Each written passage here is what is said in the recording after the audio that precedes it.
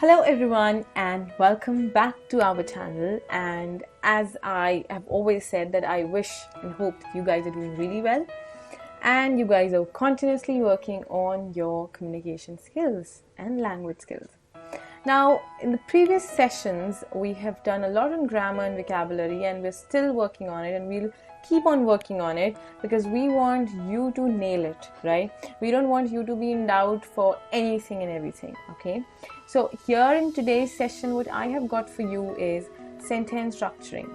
Now, there were people who were asking us for that they have doubts when it comes to framing a proper sentence. So now what I have done is I have brought in two parts. We'll do it in two different parts. This is part 1 that we're doing it, and the next would be part 2. Okay, so I would want you to rigorously follow this so that you can understand the exact pattern that is supposed to be taken up.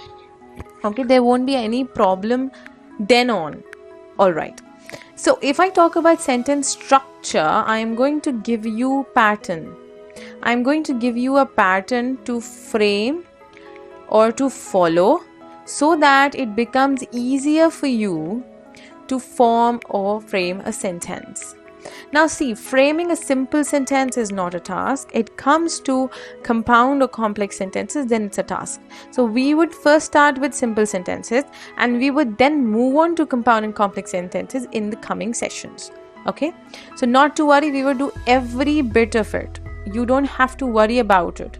We would cover every bit of it. Alright, so let's start now without any further delay. Okay, let's start. Now, as you can see on the screen, learners, it says SVO concept. Now, this SVO, this abbreviated form, is the foundation, is the key of English grammar, I would say, is the key for sentence structuring. If you know this, you know everything. Now see, SVO is subject, verb and object.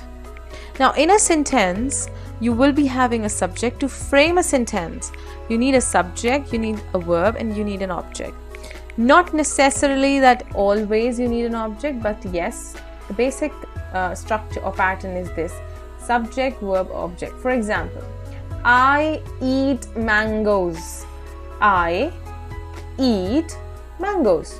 Now we know verb is an action word. We have done it in verb agreement, we've done it in verbal apart, we've done it a lot many times, and I have told you already that verbs are our action words. No problem there, no doubt there. Subject can either be noun or a pronoun. Now what is this? See, nouns are naming words, we know that. We know nouns, like for example, if I say name of a person, let's say Raman, let's say Aman, let's say Chaman, let's say Shreya, okay, Swati, let's say Nishtha, okay, all these are nouns, okay, name of people, places also, okay, it can be Delhi, Agra, any, so that is noun. It can be pen, paper, chair, anything, you name anything on this planet. See, noun is anything on this planet that has a name. Anything that you can name or anything that has a name is actually a noun. Don't worry about it. Okay, and words that take place of noun when noun is not there. See, pronoun is noun's best friend. जैसे school or colleges में what used to happen was our friends used to mark proxy for us. Similarly, pronoun marks proxy for noun. Okay, so if there is no noun, or noun is not known, or it is repeated again and again, let's say Ram is a good boy, Ram goes to school every day, then you can replace Ram with he. So he, she, it, they, okay, these are all pronouns. So your subject can either be a noun or a pronoun. All right, so we have to follow this basic word order: subject, verb and object.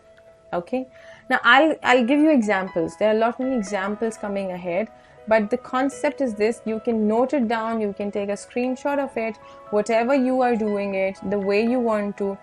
Be comfortable, be at ease. We don't want you to learn English in hustle. We want you to do it I would say in a comfortable, peaceful way, and not in a hustle so that you find, oh my goodness, what is this? No, it is simple to understand and simple to grab. Let's move ahead. Now here, as I said that not every sentence has an object. We have to understand how do we come to know that in this sentence I have an object and in this sentence I do not have an object. See, if there is no object, then there will be a complement. What is this? Let's check. Now, in any sentence, if you have to find our object, if you have to figure out the object, ask the verb. You have to question the verb, what or whom. Okay, these are two questions, what or whom, that you will ask the verb. Okay, let's see, answer to any of these. Answer to any of these, what or whom. If you ask the verb and you get an answer for this, that will be considered as an object. Now, if there is an answer to both the questions, we can have two objects, that's not a problem. But answer to only these two questions can be object, otherwise no. Let's take an example. The young man built a strong stone wall. The young man is the subject because that person is doing the action. The action is built, and what? Built what? A strong stone wall. That is why it is the object. Let's say the children eat what? Plums, cakes, and biscuits. These are objects. The professor asked what? An open question. That's why an open question is an object. Now, the professor asked me. If I write here, the professor asked me. So asked, I'll ask the question, asked whom? Me. So this is another object that I have here. Okay, so answer to what or whom is an object, as you can see here. If I say the young man built a strong, the young man built, instead of saying a strong wall, I would just say the young man built. Okay, let's take it this way. Let's take it this way. I would say the children, I'm improvising in this sentence. The children eat in the lobby. The children eat in the lobby. So if I ask eat, the children eat what? I will not get the answer in the lobby. The children eat whom? I'll not get the answer in the lobby. But if I say the children eat where, I'll get the answer in the lobby. But answer to where is not our object. We need what or whom. And if we have an answer to what or whom, only then we can have our object. Otherwise, there won't be any object. There would be complement. So in the lobby is not an object, it is a complement then for us. Alright? Yes. Let's move ahead now. Let's move ahead with this. Now you have got the idea. What is the subject? Let's go back once. What is the subject? What is a verb? And what is an object in a sentence? This is clear to us. If you have to frame a sentence, you need these three, and you know what these three are actually. Okay, so moving ahead, we will talk about now this. Now, while framing a sentence, order of the sentence is important. Why is it important? Because if we place something that has to come later, the sentence structuring would go wrong. The meaning that it would impart can be wrong. Also, see, not just meaning. The meaning can go wrong, that is one part. The sentence won't look logical. It will not look logical. If it is not making sense, if the sentence is not making sense, what is the use of framing a sentence, right? So, with place and time, you have to make sure, or we have to ensure the order. Example says, they went to a party last week. They, subject, went, verb, were to a party, when, last week. Now, where to a party, but there is no object in this sentence, right? So they went to a party last week. To a party is place. Last week is telling us time. So place has come first. and time has come later on. So place, this is important. So place is usually before time. Place is usually before time. Now, if you see this sentence, they went last week to a party. This is incorrect. Why? Because I have placed time before place. So what is the ideal way of doing it? Place will come first and time will come later on. Mark this statement in your brain. Alright, let's look at the other examples. Lokesh walks to the park every morning. Place, time. I usually go to bed. Place, early, time. So I usually go early to bed, that's wrong. I usually go to bed early. So these were other examples that I wanted you to know. And going to this kind of park, who would not want, right? Amazing park. If you've seen the image, this is such a beautiful park. I suppose why Lokesh would go every morning. Even all of us would be going every morning if the park looks like this. Okay. So the order has to be followed in the same way while you are framing a sentence. Let's move ahead and have a look ahead. Now, with this slide, with this projection, I want you to take some inputs. I want you to do something, and you can do it at your end. You can keep on writing or you can keep on talking to yourself, but try and work on this activity. Now, I have given you one example sentence here. She has come home. I will tell you the purpose. The purpose of this PPT is to make you understand a concept. The concept I will name later on, but let's do it first, okay? She has come home. What am I doing? I'm telling someone that she has come. If I tell you, if you are asking for, let's say, Shreya, where is Shreya? Has she come home? And I say, she has come home. What am I doing? I'm just telling you, I am just informing you. I'm just informing you that Shreya has come. Okay, this is just mere an information that I am sharing with you, informing you. Okay, now let's try to frame sentences for the pictures given below, and I just want you to tell or inform me about the pictures that you see, anything that clicks your mind. For example, this one, she has come home. I have already taken it. Now this one, what do you see? The dog has a tongue, or the dog is black in color. The dog is black in color. The dog is tired. The dog does not play, okay, anything. Here, the kids are playing soccer, or the kids do not like playing soccer, but it doesn't seem they love playing soccer, I suppose. So the kids are playing soccer, okay, or the kids are enjoying playing the game. This one I can take, my sister doesn't like green vegetables. My sister doesn't like green vegetables. So when I say my sister doesn't like green vegetables, or the kids are enjoying, the black dog, or the dog is black in color, or she has come home, what am I doing? I'm just informing. I'm using has, I'm using are, is, okay, does not, that is doesn't, my sister doesn't like green vegetables. So when I'm using these frames in the sentences that I am framing, I am just telling you about something, I am informing you about something, or if you do this, you are giving some sort of information about someone or something to the other person.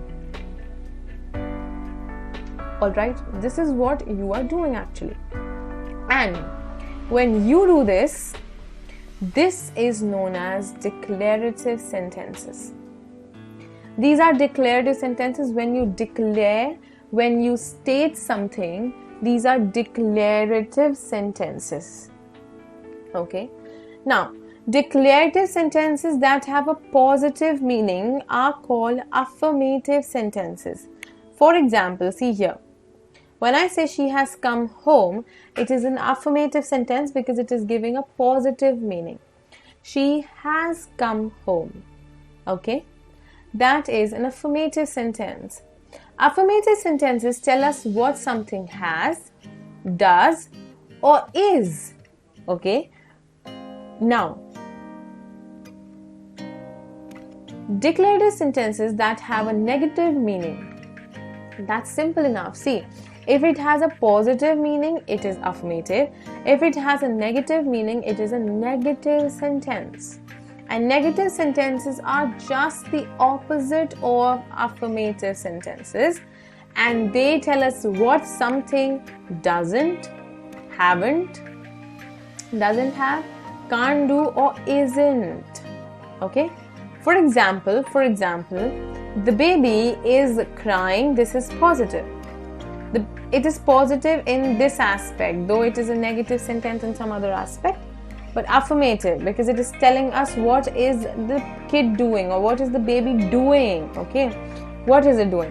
So the baby is crying, and the negative sentence given is the baby isn't happy. The baby, look at the baby, such a sweet, cute little baby, and that baby is crying. Okay, so isn't happy. This is just the opposite of this sentence because it's crying, that's why it's not happy, right? So if you see in our sentence, in the previous sentences here, when I said my sister doesn't like green vegetables, that is a negative declarative sentence. I am declaring something, I am stating something. This is a negative one. And when I say the kids are playing or the kid is playing or hitting the ball, that is a positive or affirmative sentence. So declarative sentence divided into two parts, two different types. Affirmative, as we just saw, okay, and then we have negative. We have to remember the words that are in bold because they are to be used in the same way. Doesn't is a contracted version of does not. Can't is a contracted version of cannot, and isn't is a contracted version of is not. Okay? And while speaking, make sure that you use more of contractions because this makes you crisp and clear and it makes you sound polished. So in case of formal writing, you can use full-fledged forms, but in case of spoken or speaking, you should be using contracted versions that help you a bit more and that makes you sound better. Alright, I hope you guys are following it up. You guys are taking it up and not just listening and letting it go, because this will help only once you start having your own mind into it. Develop skepticism, questioning power, develop it. Okay, what if I use this with had? What if I use do here? What if I use did here? Okay, you have to be aware, you have to be alert.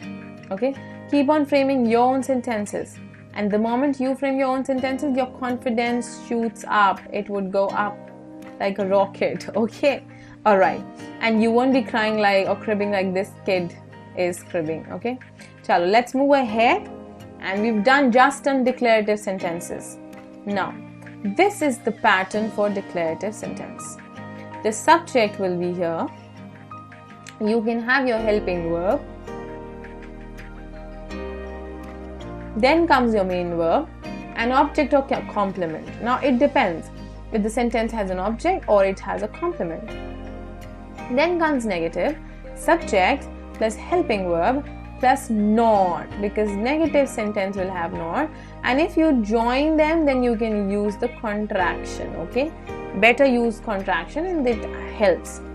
Then comes the main verb, an object or complement. For example, when I said the baby isn't happy, the baby is not happy, we just use our complement, we drop main verb and object. If I say the baby is not crying, okay, then again crying is our main verb. Alright, So the pattern has to be this way. If you wish, you can note the pattern down to frame your sentences. Now see, it becomes so easier, guys. Have a look. Even if you don't know how to frame a sentence, even if you don't know how to start with it, you just have subject, name any person or thing. Helping verb is, am, are, do, does, what, right? Not negative sentence, you can use your action word. Main verb is nothing but the word that tells you about the action. Eat, sleep, eating, running, going, whatever form you want to use. And then you have to give object or complement. If you don't want to give object or complement, don't give. It is not compulsory. You can just say she is not listening. She is not listening. So she is the subject, is the helping verb, not listening. I am informing, I am telling you. It is a negative declarative sentence. Simple as that. Alright. So now the pattern is over. You should be following this. Let's move ahead and go for the next one. Now as we keep on moving ahead, this comes up.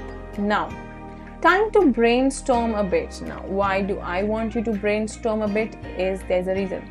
Now brainstorm is to think a bit. I want you to think a bit. Think of the request or order you make in your day-to-day life. Now think about it. I'm going to show you something, I'm going to reveal, but first you think about it. Think about what sort of request or order you make in your everyday life. Maybe you just say, keep quiet, or go to bed, get me a glass of water, all of these. Like simple requests or order that you make in your day-to-day life. Now the reason behind this, see, what was the reason behind doing this questioning? You've got it. Why did we do this? Okay, you've understood it.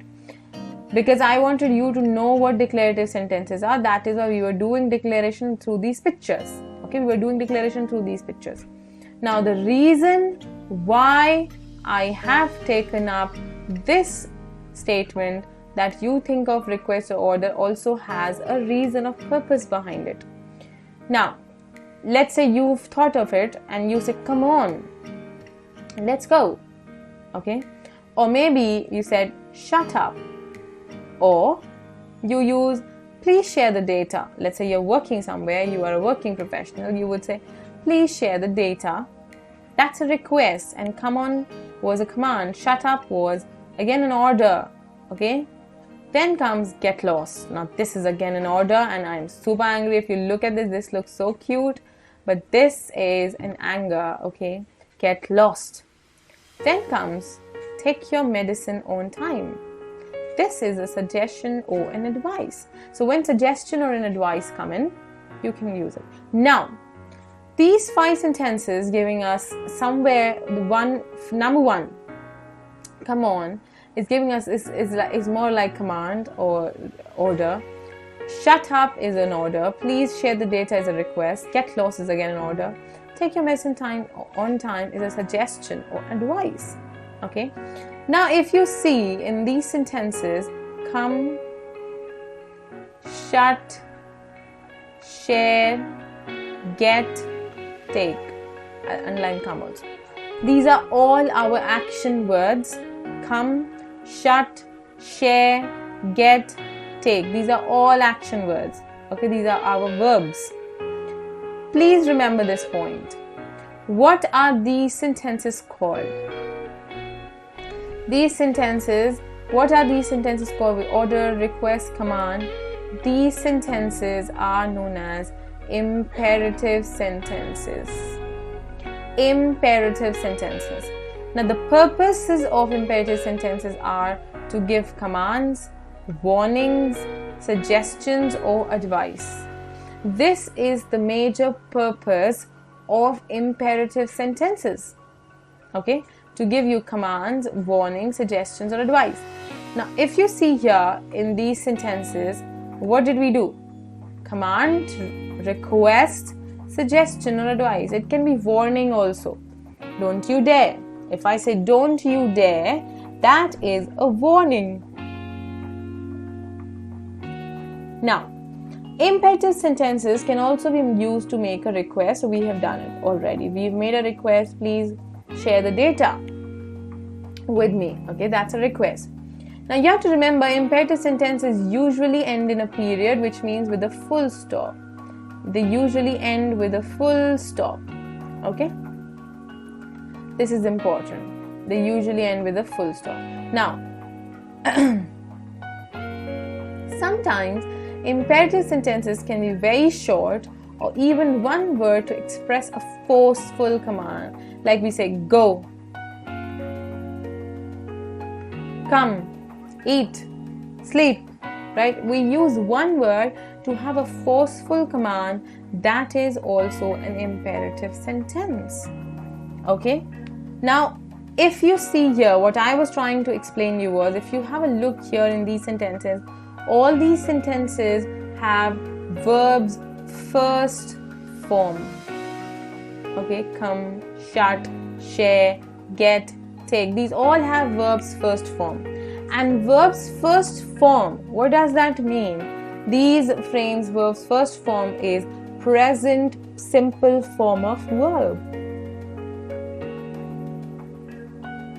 So imperative sentences, they usually end in a period. Okay, they begin with verbs first form. They usually begin with verbs first form. This is also one important point about imperative sentences. Okay, you can see here, right? You can clearly see the sentences are beginning with first form of verb. Just in case of request, because we see in case of request, you can either add please or you can add kindly. You can add either please or you can add kindly. So the verb first form moves back. Otherwise, in imperative sentences, they begin with verbs first form. That is obvious and that is always true. Okay, now let's move ahead. What else do we have in store for you? This is understood what imperative sentences are. Okay, now we have taken a few examples here. Okay, please sit down. And as I said, please and kindly would give you the meaning of request. Read pages 45 to 90 for homework. That's a command. That cannot be a request. The teacher will not request you. Instead, the teacher will give you a command, okay, or an order.